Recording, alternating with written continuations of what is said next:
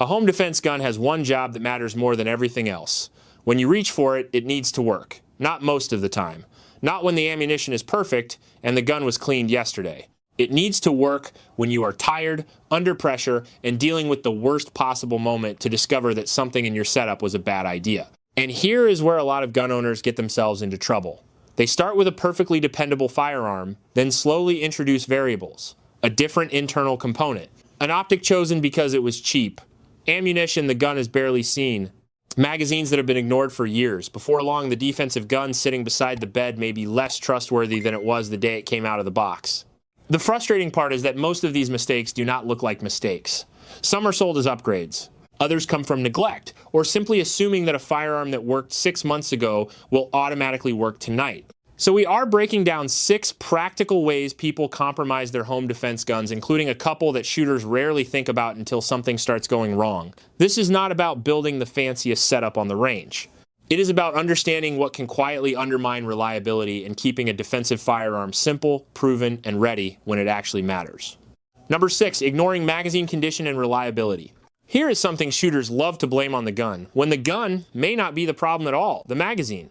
You can have a quality defensive firearm that has run reliably for years, but introduce a worn, damaged, or questionable magazine, and suddenly you are looking at feeding problems that seem to come out of nowhere.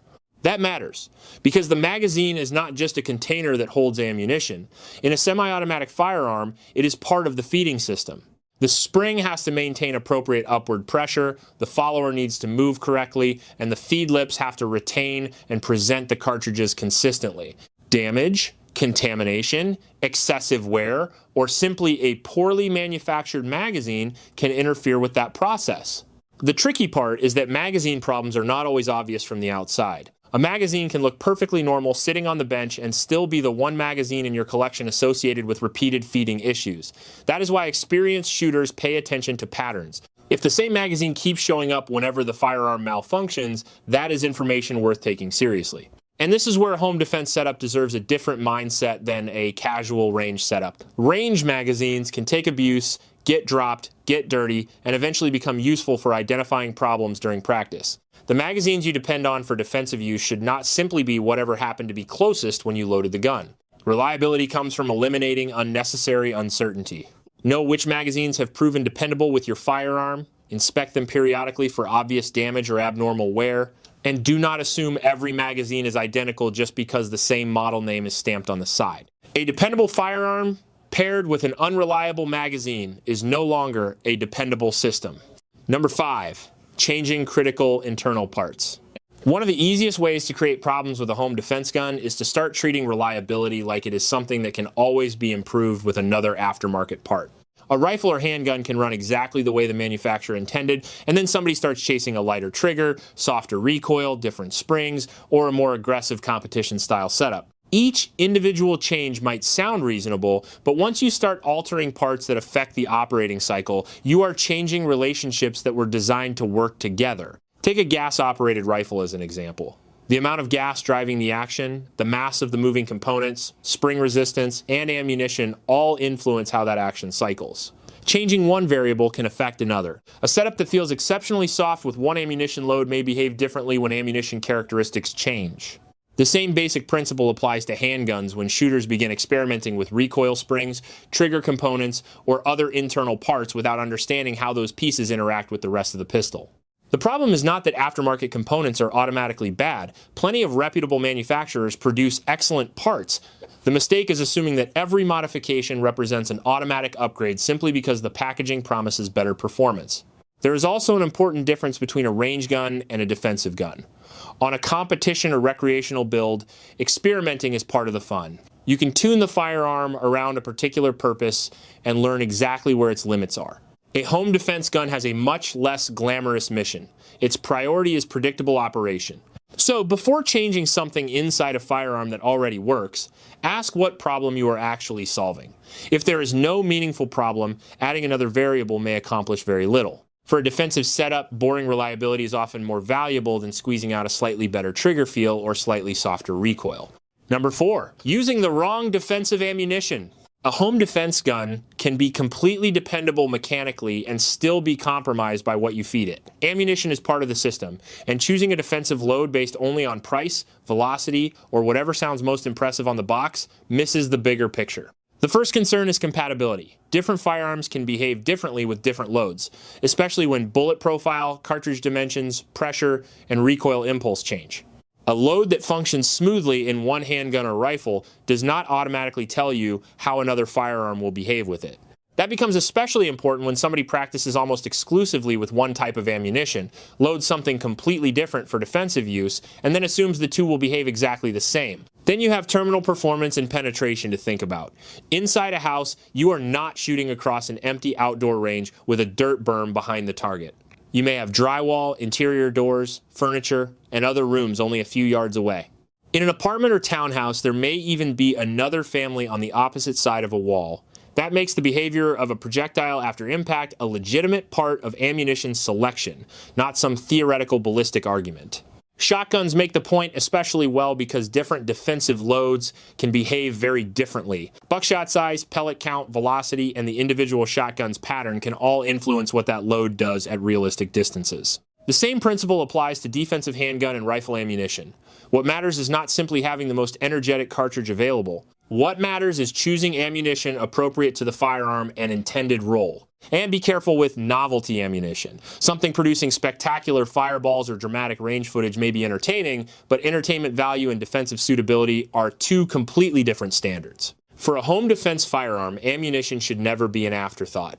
Use reputable factory ammunition appropriate for the platform and intended purpose, understand its basic characteristics, and make sure the firearm functions properly with the load you actually intend to depend on. The name printed on the slide or receiver cannot compensate for ammunition that is poorly matched to the job.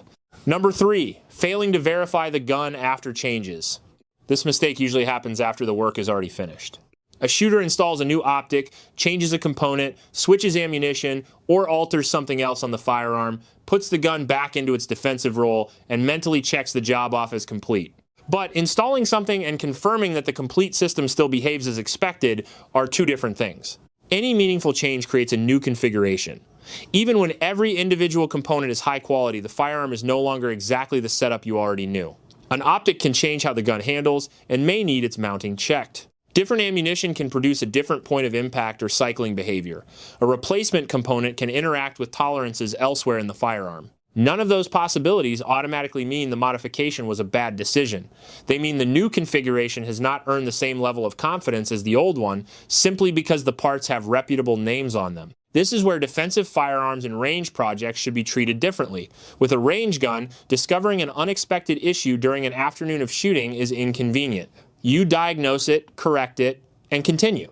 With a home defense gun, discovering that same issue at the moment you actually depend on the firearm is an entirely different situation. And verification is broader than simply seeing whether the firearm fires once. You are trying to establish that the complete setup behaves consistently as configured.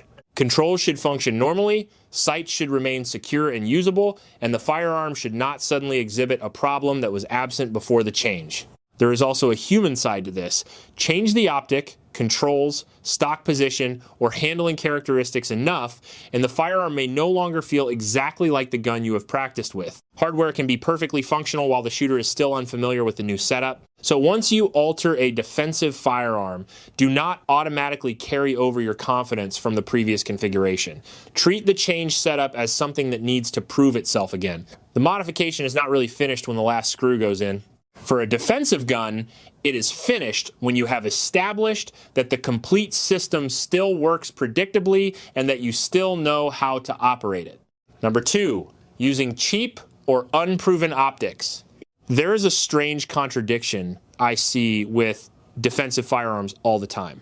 Somebody spends serious money on a quality pistol, rifle, or shotgun, then tries to save the last few dollars on the one piece of equipment they are depending on to aim the thing. A bargain red dot might look perfectly convincing when you first pull it out of the box. The glass is clear, the reticle lights up, and everything seems fine. None of that tells you much about how dependable that optic will remain over time. For a defensive optic, the important qualities are usually the boring ones. The electronics need to behave consistently, the mounting system needs to remain secure. Adjustment mechanisms should hold their settings, And the optic needs enough physical durability to tolerate normal handling without turning every little bump into a question mark. Battery management deserves attention too. Modern red dots can offer extremely long advertised battery life, but that does not make batteries immortal. Storage conditions, brightness settings, electronics, and simple battery condition all matter. A glowing reticle during your last range trip does not guarantee that you should forget about the optic indefinitely. Then there is the temptation to buy something because it resembles a proven design. Two optics can look almost identical from across the counter while having very different internal construction, quality control, sealing, mounting hardware, and long-term durability. Appearance tells you almost nothing about whether the sight deserves a defensive role. That does not mean you automatically need the most expensive optic available. Proven options exist at several price levels. What matters is buying equipment with a credible record rather than treating the lowest price as the primary specification. And whatever optic you choose, remember that the sight is only one component of the aiming system. Its mounting interface matters, its condition matters, and knowing how the sight behaves matters. A premium firearm wearing questionable glass is still carrying a questionable component. For a range toy, discovering that a cheap optic has developed a problem might just end the shooting session early. A home defense firearm deserves a higher standard. Save money on something that does not determine whether you can confidently aim the gun. The optic is the wrong place to gamble. Number 1, neglecting maintenance and lubrication. The last mistake is almost the opposite of everything we have talked about so far. Instead of changing too much, some owners do absolutely nothing. They buy a dependable home defense gun, shoot it enough to feel comfortable with it, put it away, and then assume that because nobody has touched it, nothing about its condition could possibly have changed. A defensive firearm does not need to look like a museum piece, and modern guns generally do not require obsessive cleaning after every short-range session, but mechanical equipment still deserves periodic attention. Lubricant can migrate away from contact surfaces or change condition over long periods of storage.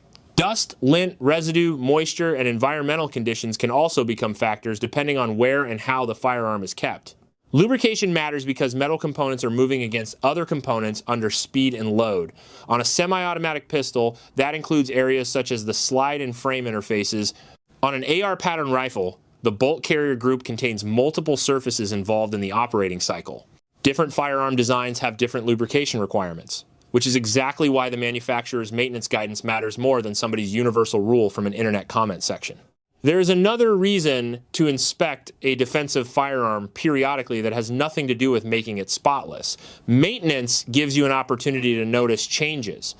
A loose fastener, corrosion beginning somewhere unexpected, unusual wear, damaged components, or something simply not feeling the way you remember it can be caught before the firearm is ever needed for its intended role. And there is an important distinction between dirty and neglected. Plenty of quality firearms can continue functioning with substantial firing residue. That does not mean deliberately ignoring them indefinitely is a smart standard for defensive equipment. Reliability testing tells you what a firearm can tolerate. It should not become an excuse to see how little care you can give it. The goal is not to constantly disassemble your home defense gun or drown every component in lubricant. It is much simpler than that. Follow the manufacturer's maintenance guidance, keep the firearm in appropriate condition, and periodically confirm that the equipment you are depending on has not quietly developed a problem while sitting unused. A home defense gun spends most of its life waiting. That waiting period is exactly why maintenance gets forgotten. The firearm may never need to perform its defensive role, and hopefully it never does. But if that moment ever arrives, years of reputation printed on the side of the gun will matter a lot less than the condition of the firearm actually sitting in your hands. At the end of the day, a home defense gun does not need to impress anybody. It does not need the longest parts list, the newest accessory, or the most complicated setup sitting behind the bedroom door. It needs to be a system you understand, maintain, and can depend on. And that is really the common thread connecting all 6 of these mistakes. A questionable magazine introduces one kind of uncertainty, changing critical components introduces another. Poor ammunition choices, unproven optics, unverified modifications, and neglected maintenance can each create their own weak point. None of those problems necessarily looks dramatic when the gun is sitting quietly in a safe. That is why simplicity has real value. Every component on a defensive firearm should have a reason for being there, and every part of the setup should earn your confidence rather than getting it automatically. So take a look at your own home defense setup and ask yourself one question. If you had to remove or change one thing today to make that firearm more dependable, what would it be? Drop your answer down below because I want to see what other shooters are prioritizing.